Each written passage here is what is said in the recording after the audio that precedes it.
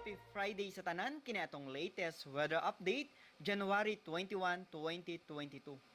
Ang low pressure area na atong gi-monitor sa gawas ng Philippine Area of Responsibility may gilayon sa 1,855 kilometers sa may silangan habagatan silangan na Mindanao. So far sa atong latest assessment, less ang chance ma-develop kini into tropical depression. Samtang shoreline ang padayon nakaapekto sa may eastern section sa Southern Luzon ug amihan northeast monsoon ang nakaapekto naman sa ubang bahin sa Luzon.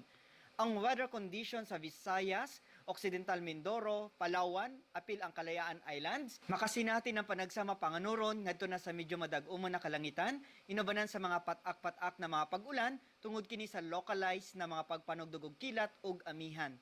Para sa mga dugang detalye, bisita ato mga official social media accounts. Kini si Jomar Eclarino gikan diri sa DOST Pag-asa Mactan. Maayong adlaw ug keep safe everyone.